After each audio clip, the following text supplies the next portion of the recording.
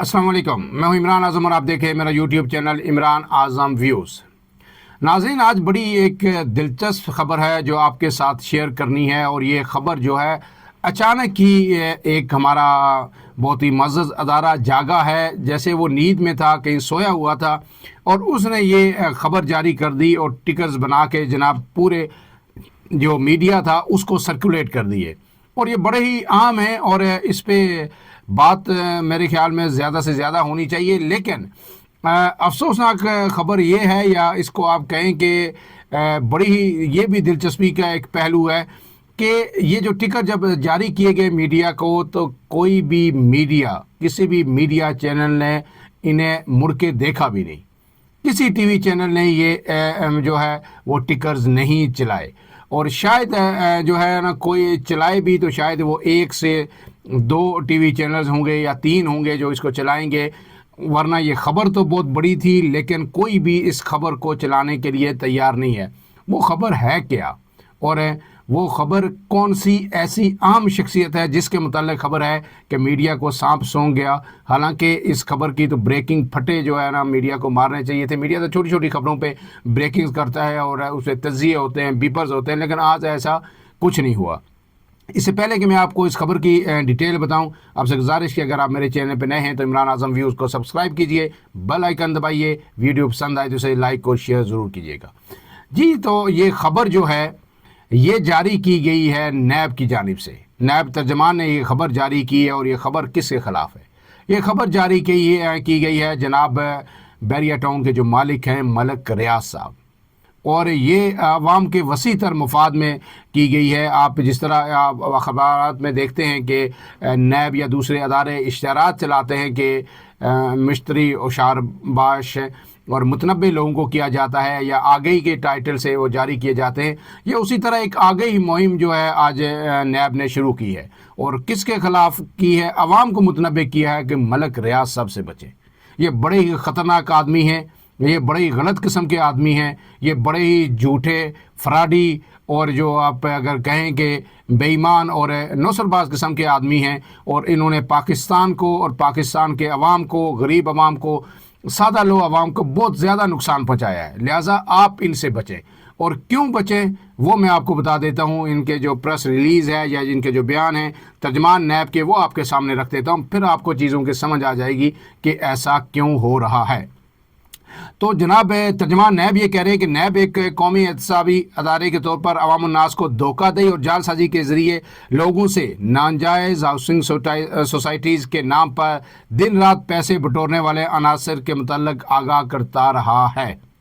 जो सारे जो हाउसिंग सोसाइटीज़ हैं उन सबको एक तरह से जो है चार्जशीट कर दिया गया है कि नैब आगाह करता रहा है। लेकिन आगे क्या लिखा है? आगे नैब तर्जमान साहब कह रहे हैं कि नैब के पास इस वक्त बैरिया टाउन के मालिक मलक रियाज और दीगर अफराद के खिलाफ धोखाधड़ी और फ्रॉड के कई मुकदमात ज़ेरे तफ्तीश हैं।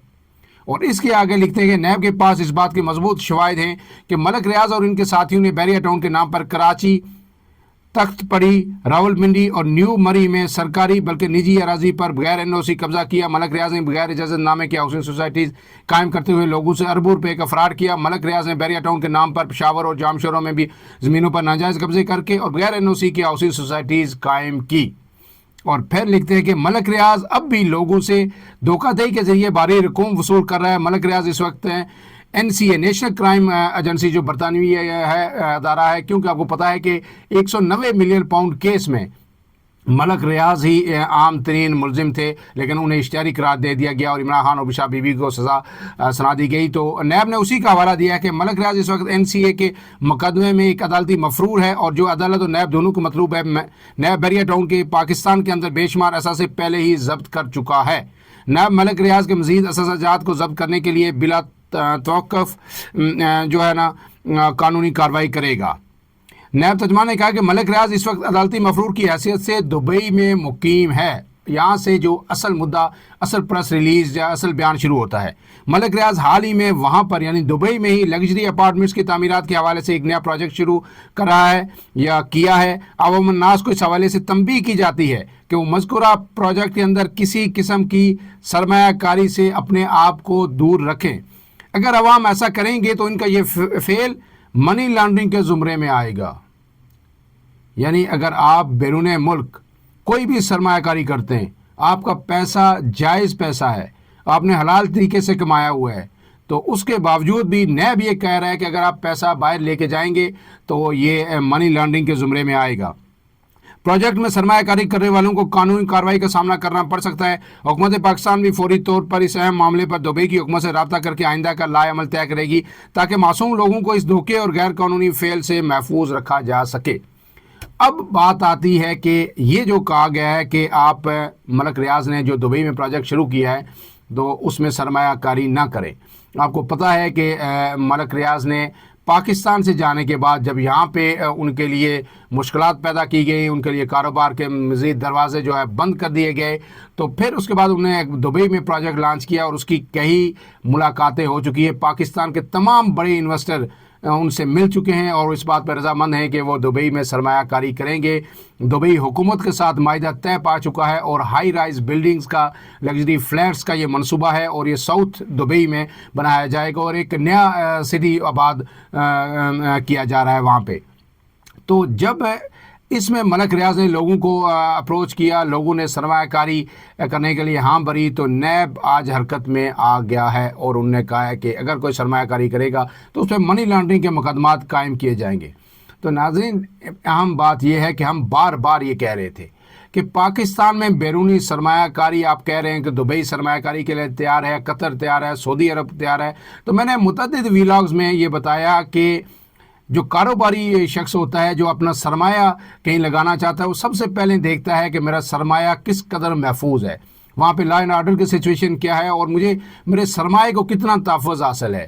تو ان لوگوں کے لیے کچھ اور انہیں دیکھنے کی ضرورت ہی نہیں ہے، انہیں صرف ملک ریاض کو دیکھنا ہی کافی ہوگا کہ اگر وہ یہ دیکھ رہے ہیں کہ ملک ریاض جو پاکستان کے اندر کچھ بھی آپ کہیں، انہوں نے ایک نیا سٹینڈرڈ آف لیونگ دیا، انہوں نے لوگوں کو بتایا کہ ایسے بھی رہا جاتا ہے، پاکستان میں ایسی سہولیات بھی ہو سکتی ہیں جو ہے نہ کبھی بجلی جائے۔ جب پاکستان میں بدترین بحران تھا بجلی کا، اس وقت بھی بیریا ٹاؤن میں لوڈ شیڈنگ نہیں ہوتی تھی اور انہوں نے ایک بہترین لگژری لائف سٹائل پاکستان میں انٹروڈیوس کروایا، اربوں خربوں روپے کی سرمایہ کاری کی۔ اور آپ کو پتہ ہے کہ وہاں پہ جو ملازمین تھے وہ مقتدر حلقوں کے جو لوگ تھے یا ریٹائرڈ جو فوجی سربراہ تھے، لیفٹیننٹ جنرل سے لے کے جنرل تک، بریگیڈیئرز تک، ہزاروں کی تعداد میں وہاں پہ ملازم تھے اور اکثریت جو ہے 70 to 80% وہی لوگ تھے۔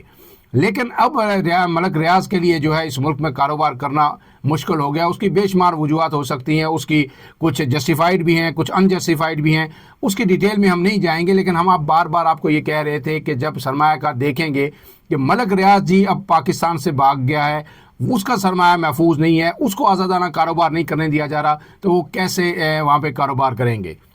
تو اب جو ہے ملک ریاض نے جب ایک نیا سٹی پروجیکٹ دبئی میں لانچ کر دیا گیا ہے، تو پاکستان میں سرمایہ کاری باہر سے کیا آتی، عرب ممالک کیا کرتے، پاکستان کے تمام بڑے انویسٹر جو ریئل اسٹیٹ کے انویسٹر تھے، پاکستان میں آپ کو پتا ہے کہ ریئل اسٹیٹ اس وقت بیٹھا ہوا ہے بالکل، وہ سب لوگ باہر بھاگ رہے ہیں۔ ملک ریاض کے باہر جانے کی بے شمار وجوہات اور بھی ہیں اور وہ وجوہات جو ہیں ان کو کہیں زیر بحث ہی نہیں لایا جاتا یا اتنی آزادی ہی نہیں کہ ان کو زیر بحث لایا جا سکے۔ لیکن اب حکومت کو ہیٹ فیل ہو رہی ہے، اداروں کو ہیٹ فیل ہو رہی ہے کہ بڑا سرمایہ باہر جا رہا ہے اور اس کے لیے ہمیں اس کو روکنا ہوگا۔ اس لیے ملک ریاض کے خلاف آج یہ ایک بڑی پریس ریلیز جو اسٹیٹمنٹ نیب نے جاری کی ہے، لیکن کسی ادارے نے، کسی ٹی وی چینل نے ابھی تک نہیں چلائی، کیونکہ کوئی بھی چینل یہ افورڈ نہیں کرتا کہ ملک ریاض کے خلاف خبر چلائے، یا پھر میکسیمم میڈیا ہاؤسز اب ایسے ہیں کہ جن کی اپنی ہاؤسنگ سوسائٹیز ہیں، تو گویا یہ نیب کی طرف سے ان سب کے لیے بھی یہ چارج شیٹ ہے، تو اس پہ میرے خیال میں اب وہ ادارے جو میڈیا ہاؤسز کے مالکان ہیں وہ بھی سوچیں گے کہ یہ صرف ملک ریاض نہیں، اس شکنجے میں سب کی باری آئے گی، سب کا نمبر آئے گا۔ فی الحال کے لیے اتنا ہی، اپنے میزبان عمران اعظم کو اجازت دیجیے، اللہ حافظ۔